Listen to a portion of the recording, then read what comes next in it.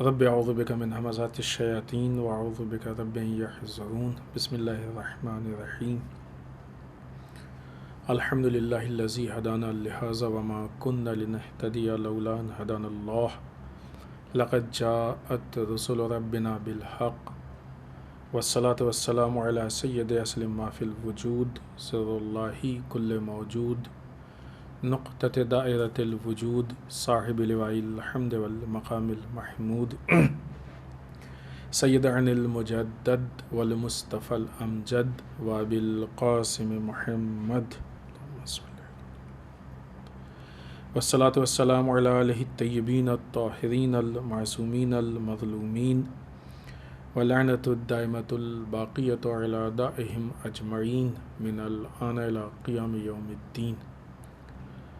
اما بعد، ہم سب کے پانچویں امام محمد باقر علیہ الصلاۃ والسلام کے شہادت کی شب میں آپ سب کی خدمت میں تسلیت اور تعزیت عرض کرتے ہیں، اور ہم سب کی طرف سے تمام علماء، مراجع، ولی فقیہ، بالخصوص وقت کے امام کی خدمت میں تسلیت اور تعزیت عرض کرتے ہیں.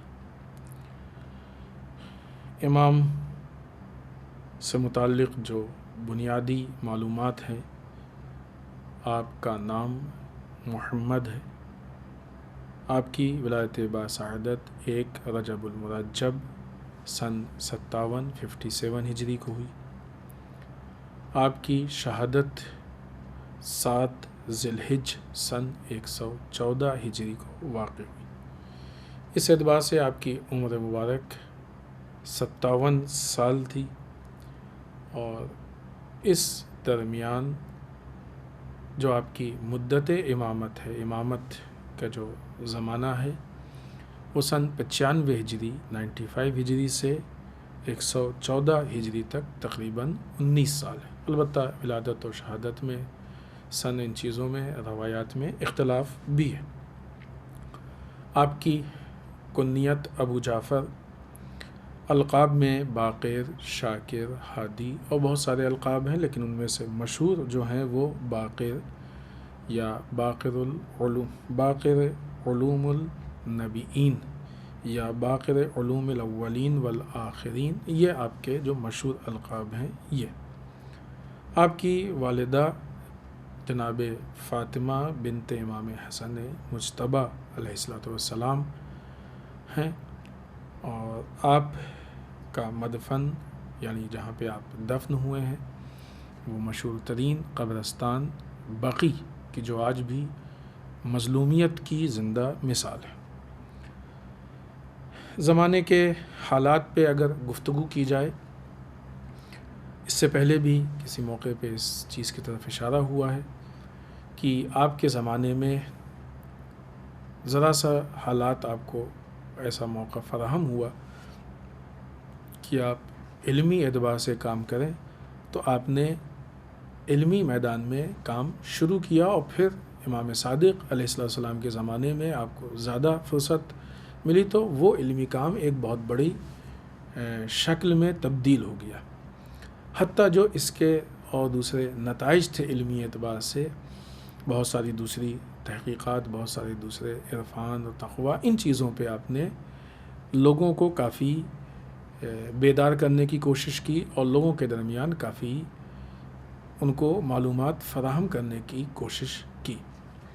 لہذا بعض شبہات، بعض مناظرے، بعض علمی اعتبار سے گفتگو، یہ جو حالات پیش آئے ہیں، اس کو آپ نے بہترین طریقے سے حل کیا تاکہ لوگوں کے اندر یا لوگوں کے سامنے حقائق پیش کیے جائیں اور لوگ حقیقتوں کو قبول کریں. اس زمانے میں جہاں پہ اسلامی معاشرے کے اندر بہت سی چیزیں سرگرم تھی، اور بہت سے ایسے فرقے سرگرم تھے کہ جو اسلام کو نقصان پہنچانا چاہتے تھے. اسلام کو جو نقصان پہنچایا گیا ہے وہ دونوں طریقے سے پہنچایا گیا ہے. بعض لوگوں نے اسلام میں داخل ہو کے انٹرنل طریقے سے، داخلی اعتبار سے اسلام کو نقصان پہنچایا ہے، اور بعض لوگوں نے باہر سے ہی رہ کے ایکسٹرنل اعتبار سے خارجی راستوں سے اسلام کو نقصان پہنچایا ہے۔ ایک چیپٹر جو البتہ وہ پورا چیپٹر نہیں ذکر ہو سکتا ہے ایک گفتگو میں، اس کا ایک پہلو صرف اس لیے کہ ہم اس کو پہچان جائیں، اسرائیلیات اسلام میں پورا ایک چیپٹر ہے جس کی تاریخ اگر صحیح معنوں میں دیکھا جائے تو رسول اللہ صلی اللہ علیہ وآلہ وسلم کے زمانے میں ہی شروع ہو گئی تھی۔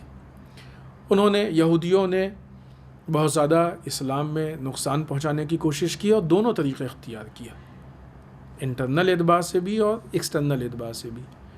ان یہودیوں نے جو نقصان پہنچایا اس میں سے ایک بہت مشہور نام ہے کعب الاحبار کا، کہ جس کو لوگ بہت اچھا مسلمان اور بہت ہی ایکٹیو مسلمان سمجھتے تھے، لیکن اگر تحقیقی اور تحلیلی نگاہ سے دیکھا جائے، انالائز کی نگاہ سے دیکھا جائے تو یہ سمجھ میں آتا ہے کہ وہ یہودیت کے کاموں کو یا ان کے مشن کو انجام دے رہا تھا کہ جو اس نے اسلام میں انجام دیا ہے۔ اب یہ لوگوں کی اپنی نظر تھی کہ کس اعتبار سے کیسے وہ لوگ کعب الاحبار کو اچھا سمجھتے تھے۔ لہٰذا ان گروہوں میں سے جو گروہ اسلام کو نقصان پہنچانا چاہتے تھے ان میں سے ایک بہت نمایاں گروہ یہودیت کا گروہ تھا، یہودیوں کا گروہ تھا کہ جو اسلام کو نقصان پہنچانا چاہتے تھے۔ یہ کعب الاحبار کی جس کو لوگ سمجھتے تھے کہ یہ مسلمان ہو گیا، اسلام کو قبول کر لیا ہے، ظاہر سی بات ہے کہ ایک عام یہودی کہ شاید انسان عام اعتبار سے سوچے بھی نہ کہ اسلام کو دشمن ہو، لیکن اب وہ اگر اسلام کو قبول کر لے تو پھر نہ یہ کہ دشمنی نہیں، آدمی سوچتا ہے کہ تو مسلمان ہو گیا ہے تو بلا وجہ اسلام کے پیچھے کیوں پڑے گا۔ لیکن کعب الاحبار نے انٹرنل طریقے سے اسلام کو کافی نقصان پہنچانے کی کوشش کی۔ مشکل یہ تھی اور آج بھی اس طرح کے مشکلات ہمارے سامنے ہیں کہ قوم کے وہ جوان، وہ افراد، وہ لوگ کہ جو سادے ہوتے ہیں، سادہ لوح جنہیں کہا جاتا ہے، وہ کہ جو بہت زیادہ گہری نگاہ نہیں رکھتے ہیں، وہ کہ جن کے پاس بیسک معلومات نہیں ہوتی ہے جو کسی کو پرکھ سکیں، کسی کو سمجھ سکیں، وہ کہ جن کی نگاہ میں بصیرت نہیں ہے، تحلیلی نگاہ نہیں ہے، انالائز نہیں کر پاتے۔ اور ان سب کے ساتھ ساتھ پرابلم یہ ہوتی ہے کہ جو افراد یہ کام کر لیتے ہیں ان سے بھی کچھ لینے کی کوشش نہیں کرتے ہیں، بلکہ اپنے جہل مرکب کی بنیاد پہ اپنے کو ہی سمجھتے ہیں کہ نہیں ہم تو سب کچھ جانتے ہیں، سب کچھ سمجھتے ہیں۔ لہٰذا یہ ایسے لوگ ہمیشہ دھوکہ کھا جاتے ہیں۔ اس وقت بھی وہ مسلمان کی جو سادے تھے، سادہ لوح تھے، وہ مسلمان کی جو بہت انالائز نہیں کرتے تھے، اس طرح کی چیزیں تھیں، وہ کعب الاحبار جیسے لوگوں کے چکر میں پھنس جاتے تھے۔ اور مشکل یہ تھی کہ علمی اعتبار سے کعب الاحبار جیسے لوگوں کی طرف رجوع کرتے تھے۔ کتنی احمقانہ بات ہے۔ یہ شکلیں آج بھی ہم کو نظر آئیں گی، یہ حالات آج بھی نظر آئیں گے ہم کو، جبکہ خود امام موجود ہے، امام کی بزم سے تربیت یافتہ امام کے باوفا اصحاب موجود ہیں، جو اہل علم ہیں، جو اہل تقوی ہیں، جو بابصیرت ہیں، جن کے پاس ساری صلاحیتیں موجود ہیں، لیکن پھر بھی ایسے لوگ تھے کہ جو کعب الاحبار جیسوں کو زیادہ اہل علم اور دیندار سمجھ، کیونکہ ان کے ہاں دکھاوا زیادہ ہوتا ہے، کیونکہ اس طرح کے لوگ جو ہوتے ہیں وہ ان کے ہاں دکھاوا زیادہ ہوتا ہے، تو وہ کعب الاحبار جیسے لوگوں کو زیادہ، بہرحال جو بھی اس طرح کا مسئلہ پیش آتا تھا تو وہ کعب الاحبار کی باتوں کو نقل کرتے تھے اور ان چیزوں پہ عمل کرنے کی کوشش کرتے تھے۔ لہٰذا اس میں ایک بہت بڑا چیپٹر، اور جو اسرائیلیوں کی طرف سے اسرائیلیات چیپٹر میں جو بہت بڑا ایک جو مین اصل مسئلہ یہی ہے کہ جو ان لوگوں نے حدیثوں کو گڑھا ہے اور حدیثوں کو گڑھ کے انبیاء کے چہرے کو مخدوش کرنے کی کوشش کی ہے، اسلام کو نقصان پہنچانے کی کوشش، اور بعض جگہوں پہ روایات میں ہے کہ ایسے لوگوں نے اقرار بھی کیا کہ ہاں ہم نے یہ کام کیا ہے اور تم ابھی اس کی اصلاح نہیں کر سکتے ہو، ہم نے حدیثیں گڑھی ہیں اور گڑھ کے ملا دی ہیں۔ انہوں نے بہت سارے مسائل میں ترمیم اور تبدیلی کرنے کی کوشش کی، بہت سی چیزوں کو بدلنے کی کوشش کی۔ ایک چھوٹی سی مثال ہم آپ کی خدمت میں عرض کریں کہ اندازہ ہوگا کہ کس طریقے سے وہ لوگ احادیث گھڑتے تھے اور ماننے والے کیسے مانتے تھے اس کو۔ زرارہ یقیناً امام کے باوفا اصحاب اور معتبر راویوں میں سے ہیں، نقل کرتے ہیں کہ امام باقر علیہ السلام کی خدمت میں بیٹھے ہوئے تھے جناب زرارہ، اور امام جو کہ کعبے کی طرف رخ کر کے بیٹھے ہوئے تھے، امام نے ارشاد فرمایا کہ بیت اللہ کی طرف دیکھنا عبادت ہے، خانہ خدا خانہ کعبہ کی طرف دیکھنا عبادت ہے۔ اسی حال میں عاصم بن عمر نامی ایک شخص بھی امام کے پاس آیا اور کہا، یہ عاصم بن عمر امام سے کہتا ہے کہ کعب الاحبار کہتا ہے کہ کعبہ ہر روز بیت المقدس کو سجدہ کرتا ہے۔ تو امام نے فرمایا کہ ٹھیک ہے، کعب الاحبار کہتا ہے، کعب الاحبار کے اس قول کے بارے میں تمہاری کیا اپنی رائے ہے، کیا نظر ہے، تم اس کو کس نگاہ سے دیکھتے ہو؟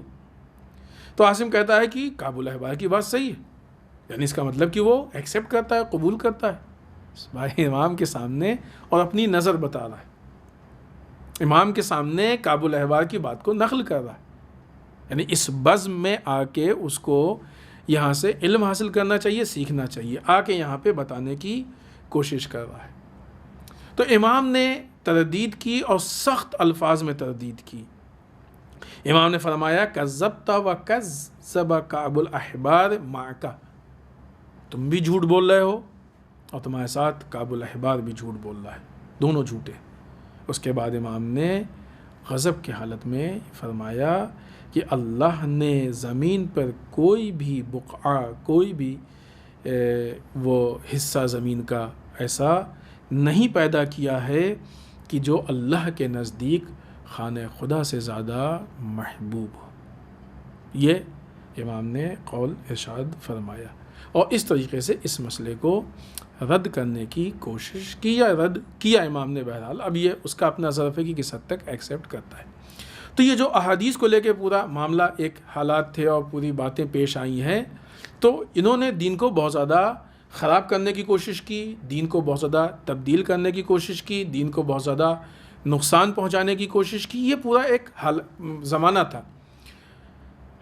ایسے جب حالات پیش آتے ہیں، یعنی فکری انحراف ہو، علمی انحراف ہو، اور بھی اس طرح کے جو دوسرے انحرافات پائے جاتے ہوں، تو ایسی صورت میں جو بنیادی چیز ہے اگر وہ مضبوط کر دی جائے تو بہت سارے مسائل حل ہو جاتے ہیں۔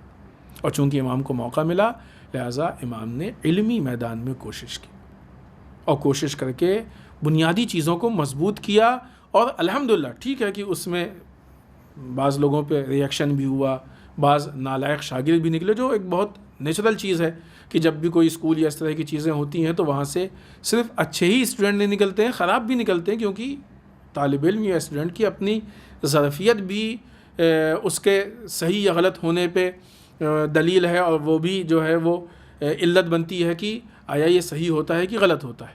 تو وہ خود اپنا، لہٰذا امام کے درسگاہ سے یا امام کے حوزے سے یا امام کی یونیورسٹی سے جہاں بہت سے اچھے لوگ نکلے ہیں، وہاں بہت سے البتہ بعض خراب لوگ بھی نکلے ہیں، اور ان کے تاریخ میں نام بھی موجود ہیں، ان کی جو خرابیاں ہیں وہ بھی موجود ہے۔ ابھی وہ چیز ہماری گفتگو میں نہیں ہے۔ ایک دوسرا پوائنٹ جو امام کی زندگی سے اور امام کا، البتہ جیسا کہ مناسبات میں ایک قول ہم پیش کرتے ہیں، ایک قول پیش کر کے، اور وہ امام کا جو علمی کارنامہ تھا اسی زمینے میں اس بات کو پیش کر کے اس زحمت کو تمام کرتے ہیں۔ انسان کی زندگی میں بہت اہم جگہ ہوتی ہے تقوی الہی کی، اور انسان تقوی اگر حاصل کرنا چاہتا ہے تو اس کو علم حاصل کرنا پڑے گا۔ بغیر علم کے، بغیر معلومات کے تقوی نہیں حاصل ہو سکتا۔ تقوی، اللہ کی معرفت، یہ ساری چیزیں علم سے حاصل ہوتی ہیں، بغیر علم کے یہ ساری چیزیں حاصل نہیں ہو سکتی ہیں۔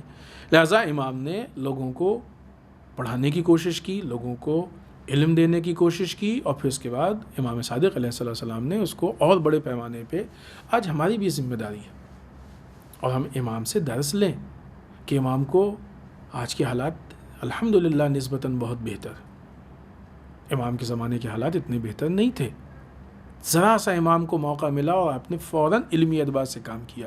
لہٰذا ہماری یہ ذمہ داری ہے کہ بدرجہ اولا ہم علمی اعتبار سے کوشش کریں، لوگوں کو ایجوکیٹ کرنے کی کوشش کریں، لوگوں کو پڑھائیں، اور نہ یہ کہ مثلاً پڑھانے میں خالی علم دین نہیں، ہر طرح کا علم لوگوں کو. امام نے بالخصوص 5ویں امام اور 6ٹھے امام نے نہیں کہ صرف حلال و حرام کا علم تو بہت بنیادی علم ہے، بیسک ہے کہ اگر انسان اس کو نہیں سیکھے گا تو گناہ میں مبتلا ہو جائے گا، لیکن اس کے علاوہ بھی بہت سارے علوم ہیں کہ جو اہل بیت کے در سے تقسیم کیے گئے ہیں اور لوگ اس سے فیضیاب ہوئے ہیں اور آج تک وہ علوم موجود ہیں. لہذا علم کے حاصل ہونے سے انسان کے اندر معرفت پیدا ہوتی ہے، انسان کے اندر تقوی پیدا ہوتا ہے. امام محمد باقر علیہ السلام کا ایک قول تبرکاً ہم لوگ انشاءاللہ اس قول پہ عمل کریں تاکہ اپنے آپ کو تبدیل کر سکیں، کہ جس میں آپ تقوی کی طرف اشارہ کرتے ہیں. کہتے ہیں، امام فرماتے ہیں کہ خداوند متعال تقوی کے وسیلے سے اپنے بندے کی حفاظت کرتا ہے، بندے کو محفوظ کرتا ہے. وہ چیزیں بالخصوص ان چیزوں سے محفوظ کرتا ہے کہ جہاں تک بندے کی عقل نہیں پہنچتی. مثلا بہت سی چیزیں ہوتی ہیں ایسی خطرناک ہوتی ہیں یا بہت نقصان دہ ہوتی ہیں، لیکن ہمیں نہیں معلوم، ہماری عقل نہیں پہنچتی. ہر چیز انسان کی عقل نہیں طے کرتی ہے. دنیاوی اعتبار سے بھی اگر ہم دیکھیں تو جب ہم پیدا ہوئے ہیں تو جو بھی نقصان دہ چیزیں ہیں ساری چیزیں ہم نے خود تجربہ کر کے نہیں دیکھا. ایسا نہیں کہ ہم نے آگ میں انگلی ڈال کے دیکھا ہو جلاتی نہیں جلاتی، نہیں، بزرگان نے ٹھیک ہے تقریباً ہر آدمی کی زندگی میں اتفاق ہوتا ہے کہ کبھی نہ کبھی جل جاتا ہے اور اس کو یہ تجربہ ہو بھی جاتا ہے، لیکن یقین اس نے اپنے بڑوں کی بات سے کیا. سانپ کاٹتا ہے اور انسان جو ہے اس کے لیے نقصان دہ ہے، بچھو کا کاٹنا نقصان دہ، فلاں کاٹنا نقصان دہ، ہر چیز کو تجربہ کر کے انسان نے نہیں. یہ بزرگان ہم سے پہلے والوں کا جو علم تھا، تجربہ تھا، وہ ہمارے کام آیا. لہٰذا ہم نہیں جانتے تھے، ہماری عقل نہیں پہنچتی تھی، بہت سی چیزیں کھانے پینے میں نقصان دہ ہوتی ہیں، بہت سی دوسرے صحت کے لیے نقصان دہ، تو ہمارا علم نہیں تھا. لیکن جب ہم نے اس سسٹم پہ عمل کیا تو اس سسٹم نے ہم کو اس سے بچا لیا.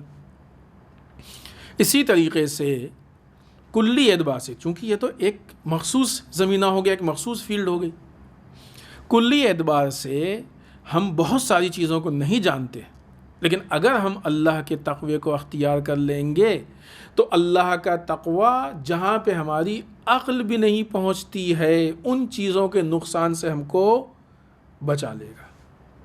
اور پھر اس کے بعد امام فرماتے ہیں کہ جو انسان کا دل اندھا ہوتا ہے، جب انسان کا دل بہت زیادہ چیزوں کو محسوس نہیں کرتا ہے، جو انسان کے اندر نادانی پائی جاتی ہے، ان چیزوں کو اللہ تقوی کے ذریعے دور کر دیتا ہے، ختم کر دیتا ہے.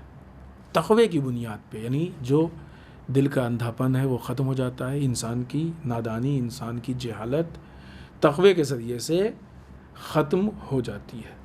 لہذا تقوی منحصر ہے، ڈیپینڈ ہے کس پہ؟ علم پہ.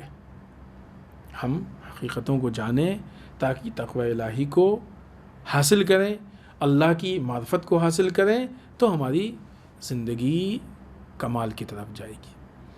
تقوی کے بارے میں اس کی جو وضاحت ہے اس پہ گفتگو ہو چکی ہے.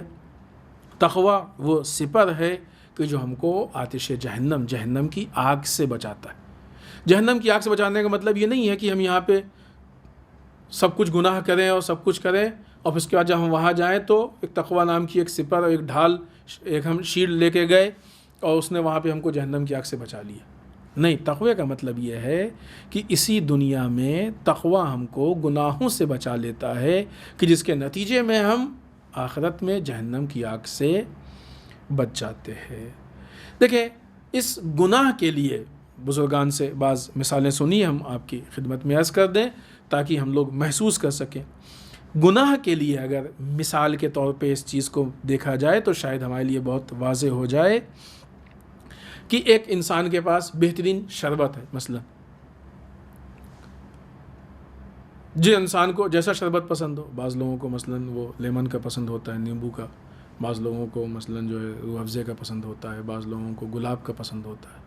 جو بھی شربت ہے، بہترین پانی، ٹھنڈا شربت، اس میں شکر بھی انسان نے ڈالی، اس میں جو بھی اس کا فلیور تھا وہ ڈالا، جو بھی اس کا ٹیسٹ تھا وہ ڈالا، سب کچھ ڈالا اور بہترین شربت بنا دیا. اب اگر اسی کے ساتھ تھوڑا سا زہر ڈال دیا جائے یا کہیں سے پڑ جائے زہر تو یہ شربت زہریلا ہو جائے گا. اب آیا یہ شربت پینے کے لائق رہ جائے گا؟ اتنی ساری اچھی چیزیں ہیں. آج کے ہمارے جوان یا بچے مثلا کولڈ ڈرنک کو بہت پسند کرتے ہیں، لیکن ان کے لیے ہم یہ کولڈ ڈرنک کی مثال نہیں دے سکتے کیونکہ وہ خود ایک نقصان دہ چیز ہے. ہم اس چیز کی مثال دینا چاہتے ہیں کہ جو واقعی انسان کے لیے اچھی بھی ہے اور مفید بھی ہے. اب اس چیز میں ایک ذرا سا قطرہ زہر کا ڈال دیا جائے کہ یہ زہر کے پڑنے سے شربت زہریلا ہو گیا، چاہے ڈال دیا جائے یا پڑ جائے.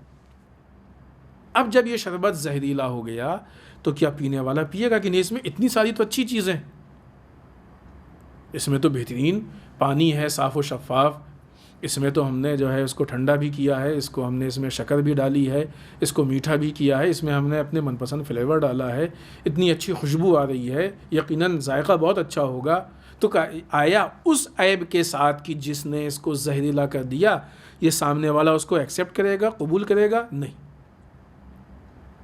اگر آپ کسی کو دیں اور بتا دیں کہ لیجیے شربت ہے بہت اچھا ہے، ساری تعریفیں ہیں، بہت زیادہ اس کی تعریفیں بیان، لیکن اس میں ایک قطرہ زہر پڑا ہے، تو شاید وہ لینے کو تیار نہ ہو، ہاتھ میں پکڑنے کے لیے تیار نہ ہو کہ زہریلا شربت کون پیے گا، یہ نقصان دہ ہے.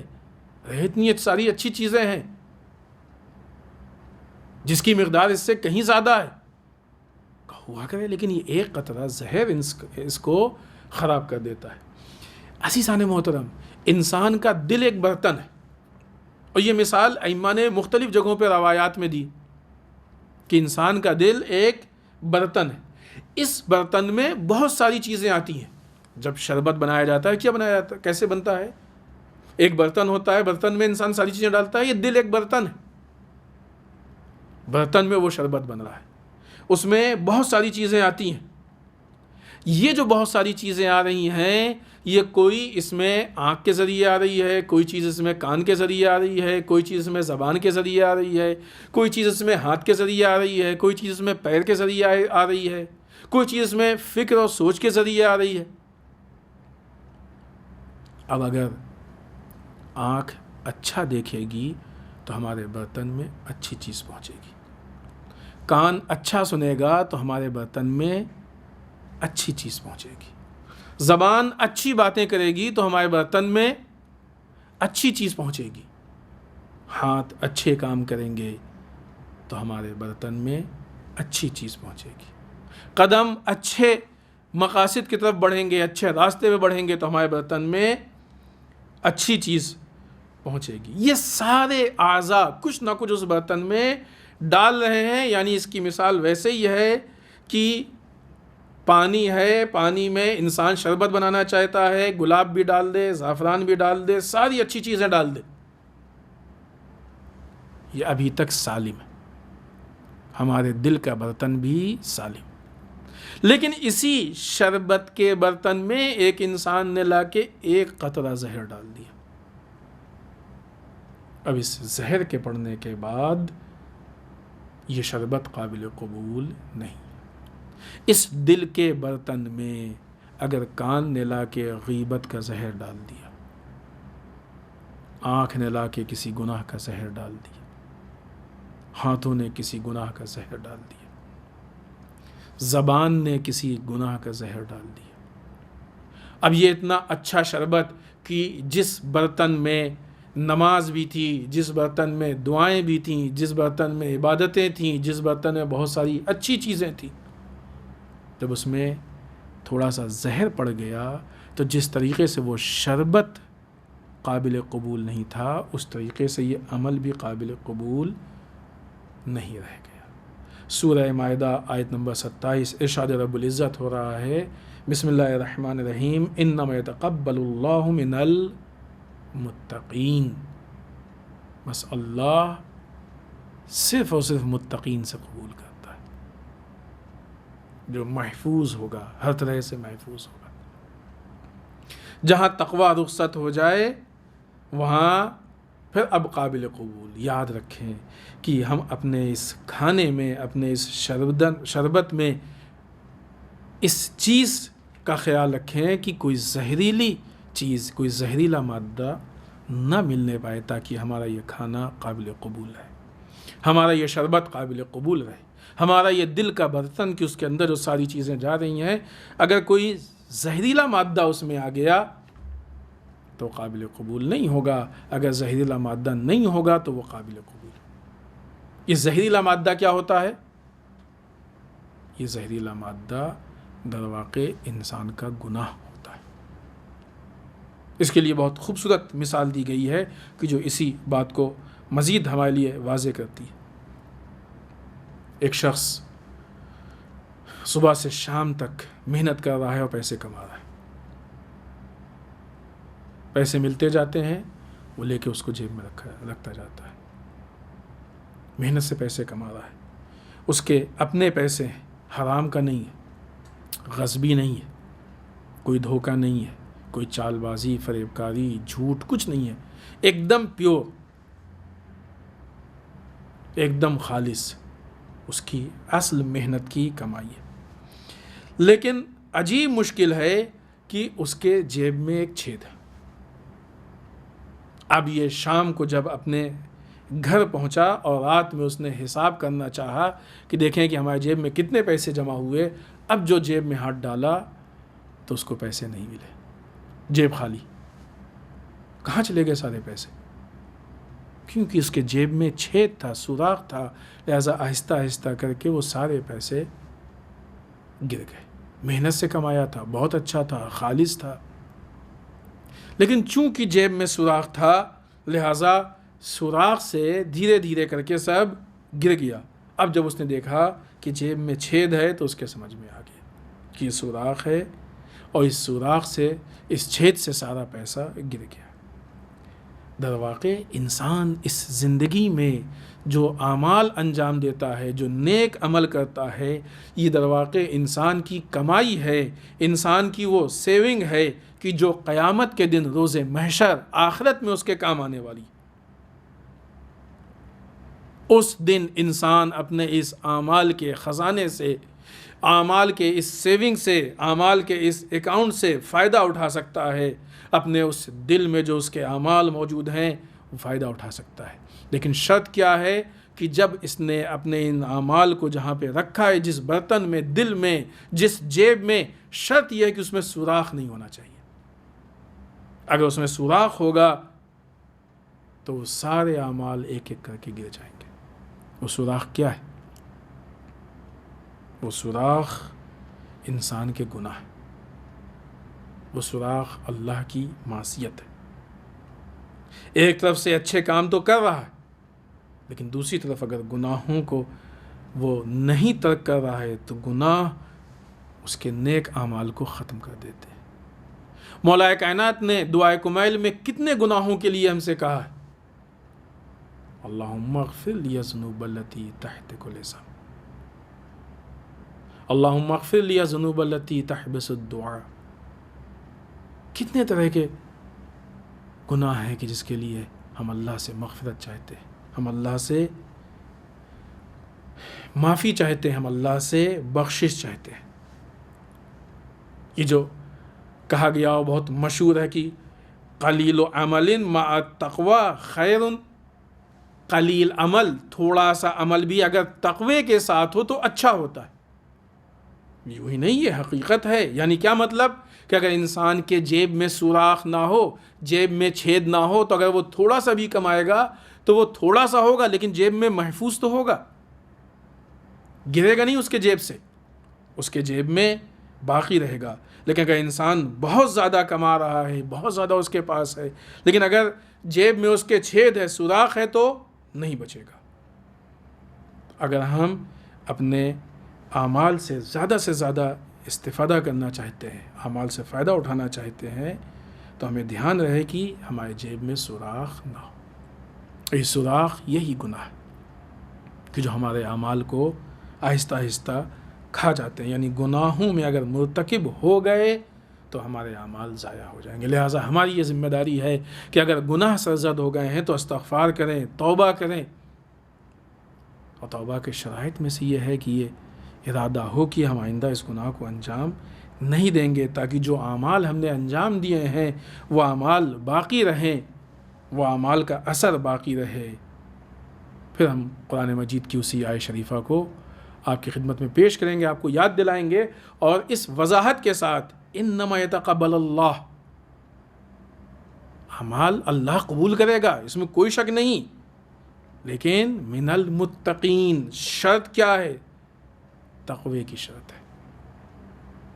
اسی چیز کی طرف امام محمد باقر علیہ السلام ہم کو متوجہ کرنا چاہتے ہیں کہ تقوی کے ذریعے سے اپنے آپ کو بچاؤ۔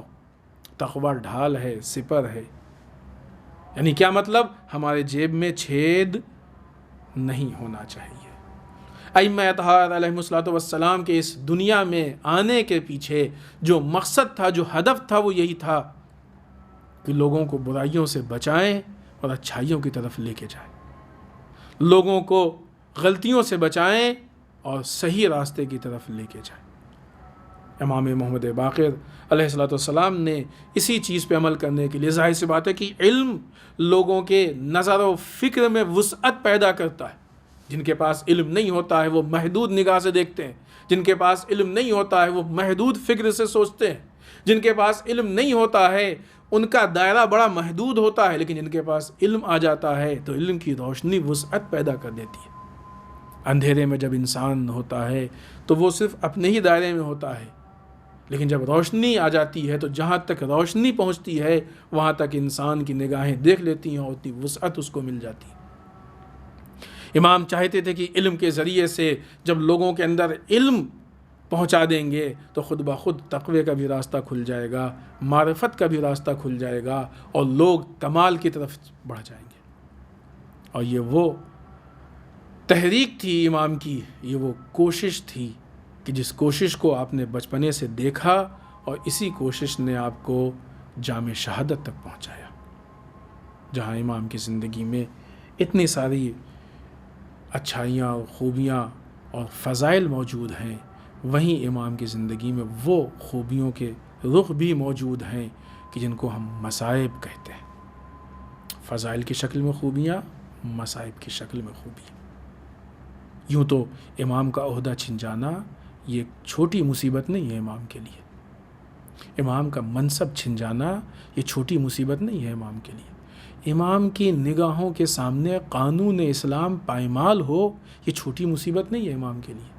اور آج بھی ہمارا وقت کا امام اگر پردہ غیب سے دیکھتا ہے، اور اگر اس کو یہ نظر آتا ہے کہ کوئی ہمارے قانون سے، قانون اسلام سے کھلواڑ کر رہا ہے، تو آج بھی ہمارے وقت کے امام کو تکلیف ہوتی ہے۔ ہمارا وقت کا یہی تو کہا جاتا ہے کہ جب ہمارا نامہ اعمال امام کی خدمت میں جاتا ہے، اچھے اعمال ہوتے ہیں تو امام خوش ہوتے ہیں، برے اعمال ہوتے ہیں تو ہمارا امام گریہ کرتا ہے۔ یہ وہ چیز ہے کہ جس پہ ہمارا امام روتا ہے۔ اس اعتبار سے امام کی زندگی کا ایک لمحہ بھی مصیبت و مصائب سے خالی نہیں۔ ہر لمحے آپ مصیبت و آلام سے دوچار تھے، مصائب کی منزلوں سے گزر رہے تھے، لیکن امام باقر علیہ السلام کی زندگی میں مصائب کا وہ رخ بھی ہے کہ ابھی آپ کی عمر تقریباً 4 سال کی تھی کہ آپ نے اپنی نگاہوں کے سامنے واقعہ کربلا کو دیکھا، اپنے جد امام حسین کی شہادت کو اپنی آنکھوں سے دیکھا ہے، وہ پیاس کے منظر کو اپنی آنکھوں سے دیکھا ہے، بلکہ ان مرحلوں سے آپ گزرے ہیں، وہ کوفہ اور شام کے مراحل کو آپ نے خود محسوس کیا ہے، قید خانہ شام کی وہ صعوبتوں کو آپ نے خود محسوس کیا ہے۔ لہٰذا ایک روایت میں آپ فرماتے ہیں کہ واقعہ عاشورہ کے دوران امام موجود تھے اور فرماتے ہیں کہ میں 4 سالہ تھا جب میرے جد امام حسین کو قتل کیا گیا، اور مجھے آپ کی شہادت بھی یاد ہے، اور وہ سارے مصائب و آلام یاد ہیں کہ جو ہم پہ گزرے ہیں، جو ہم پہ گزارے گئے ہیں۔ ہاں عزیزان محترم، وہ موقع بھی آیا کہ جب وقت کا حاکم آپ کے ان سارے ایکٹیویٹیز سے بہت پریشان ہو گیا۔ آپ کی شہادت کے بارے میں اختلافات ہیں، کئی اختلاف ہیں کہ کس نے آپ کو شہید کیا، لیکن یقیناً جیسے بھی وہ وقت کا حاکم اس میں ملوث تھا۔ جب آپ کی ان ایکٹیویٹیز سے حاکم کو ایسا لگا کہ ہمارا اقتدار خطرے میں ہے، تو آپ کو زہر دغا سے شہید کیا گیا۔ بعض روایت یہ کہتی ہیں کہ آپ کو دھوکے سے زہر کھلایا گیا۔ بعض روایتیں یہ کہتی ہیں کہ ایک زین تھی کہ جس میں زہر کی تاثیر تھی، وہ زین آپ کی خدمت میں پیش کی گئی، اور جب آپ نے اس پہ سواری کی تو وہ زہر کا اثر آپ کے جسم میں پہنچا۔ ہاں عزیزوں، جب یہ زہر کا اثر آپ کے جسم میں پہنچا تو زہر نے پھر وہ جسم میں کام کرنا شروع کیا۔ آپ کے جسم کے اندر وہ تکلیف محسوس ہونا شروع ہوئی، پیاس کی شدت محسوس ہونا شروع ہوئی، اور وہ وقت آ گیا کہ ہمارا امام اس دنیا سے رخصت ہوا۔ امام صادق علیہ السلام نے آپ کو غسل دیا، کفن پہنایا، نماز جنازہ پڑھی اور آپ کو دفن کیا۔ بقیع کے قبرستان میں آپ کو دفن کیا گیا۔ یہ سوچ کے دفن کیا گیا ہوگا کہ یہ قبرستان تو ہمارے آباء و اجداد کا ہے، اپنے جد کے پاس قبر دفن کیا گیا، کیونکہ امام حسن کی قبر وہاں موجود تھی، امام علی بن الحسین کی قبر وہاں موجود تھی۔ جہاں آپ کے بابا کی قبر موجود ہو، جہاں آپ کے دادا کی قبر موجود ہو، آپ کے جد کی قبر موجود ہو، لیکن کاش کہ ہاں کسی کو کیا معلوم تھا کہ یہی وہ قبرستان ہے کہ جس کو منہدم کر دیا جائے گا۔ ہاں عزیزوں، آج ہمارے امام کی قبر ویران ہے، آج وہاں مقبرے کو منہدم کر دیا گیا ہے، آج وہاں زیارت پڑھنے کے لیے پابندیاں ہیں۔ آج امام کا چاہنے والا وہاں پہ جا کے امام سے گفتگو نہیں کر سکتا، زیارت نہیں کر سکتا۔ انا للہ و انا الیہ راجعون، بذنب قضاہ و تسلیم۔